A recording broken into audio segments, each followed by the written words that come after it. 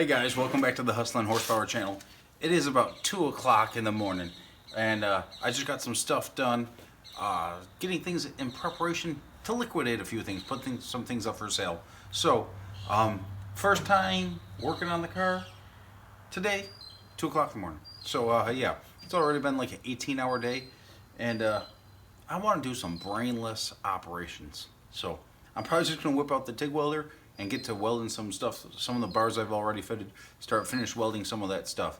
I want to get a little bit of something done, but I'm not really in the mood right now to do a whole lot of like fabricating. So I'm just going to sit around and going to weld up some stuff. I'll try to get you guys on a time lapse. My phone's kind of low right now, but I'm probably spend an hour or two just under the helmet welding some stuff up. I'll get some stuff out for you guys in the video. I've been slacking a little bit the last couple days, not slacking. Haven't been able to get videos out for you guys because I know some of you guys don't want to see just the boring old videos. And I try to keep the videos having some type of substance to them. So we're trying to get the videos out for you guys and grow the channel and everything like that. And I appreciate everyone that likes and subscribes to the channel and has helped grow in this journey. And yeah, it's always something, right? So I think I'm just gonna flip under the hood, set up the welder, and get the TIG welding. Cut up some ER70S2 rod, set the welder up, and I don't know, start welding away. So I'll get you guys on a time lapse here so you can see a little bit of the stuff. And fortunately enough, doing on the lift, it's not like when I was doing like the dirty 30 and stuff like that, where I mean, we'll get to that point. We got to put the pedal in between your knees and start welding and stuff like that while you're upside down and backwards in a chassis. But I try to do my best to avoid that stuff, just the complications. So just makes it harder on my body and stuff like that. So try to keep everything, try to do it in an order of operations that's as easy as possible. It does take a lot of something. It takes a lot to be able to do this stuff, and it takes a lot to be in the right mental game of it as well.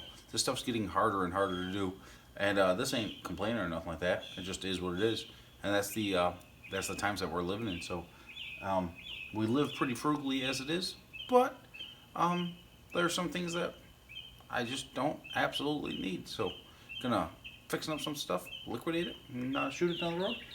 And when this bad boy gets done, we're gonna race as much as we can, as much as we're able to, I guess you can say. So we'll see how that goes. The videos are starting to grow, and the channel's starting to grow a bit. And guys, I greatly appreciate that. That stuff means a lot.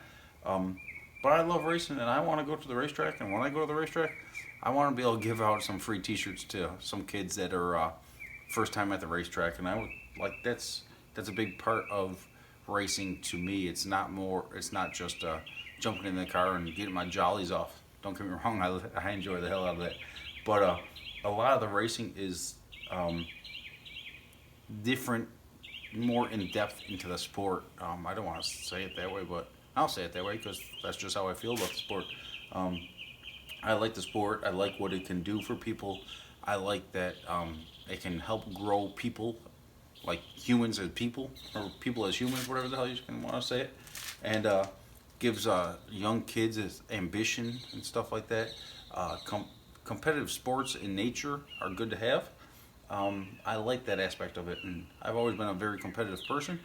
And don't get me wrong, I try to enjoy the hell out of my time at the racetrack, but I want to be competitive with this car, so it's going to take a lot of work.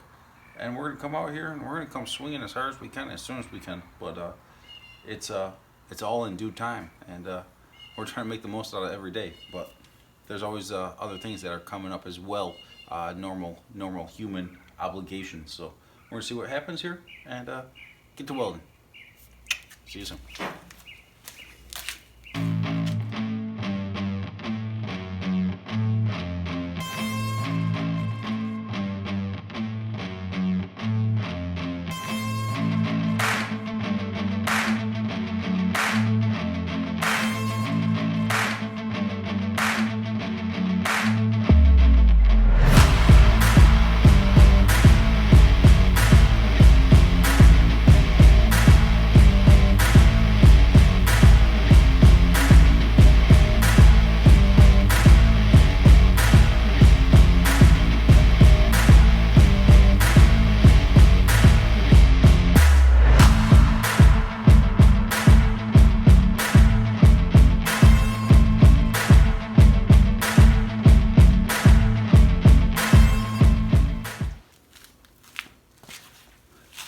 Well, guys, it's about 4:30 in the morning, and I'm gonna wrap it up. I spent about whatever it was, 2.5 hours or so welding, and I got about just about all the joints inside, outside, upside down, and backwards done.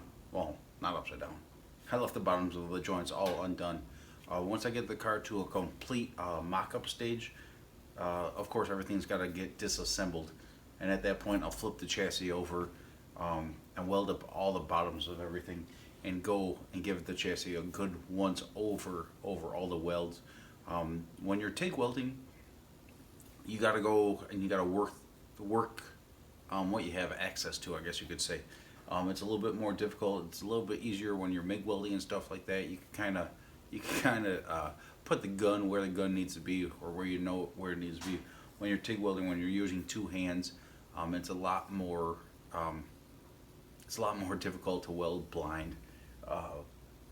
There's times when you got to do it when you're doing like cages in a factory car or something like that, where you don't have the ability to lift the body up, or the way you do the chassis, depending on how it is.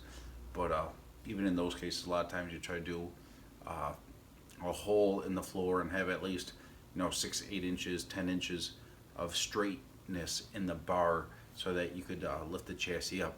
A lot of times when you're doing it in a factory style car as well, you can go through and you can make the cage modular as possible. When I say that, I mean you could go and make this. Whoa, that's warm. Make this bar and weld everything incomplete. All the bars that would attach to this, and then you put it in the car, or weld in certain sections. Like you could weld in, leave the A-pillars, so you could weld in the halo and all that stuff. Then you drop it in. Then you only have to weld 2 joints here. Depending on how the car lays out, sometimes you have to build it in that fashion, where you build kind of like chunks of the cage at a time, and then you assemble them, or do the final welding where they attach to the main hoop inside the car. There's all different ways to do it, but yeah, fortunately with us, we had a wood floor and it was rotting out, so we didn't have to do too much work there. So yep, time for a nap. We can go get some maybe take a couple scoops of ice cream, hit the hay, and be back at it when the rooster crows. Actually, he's grown already, so maybe we should just get back to it. Nah, I'm just joking, guys. I'm gonna go lay down for a few hours, and we'll be back at it tomorrow. Like 4 hours.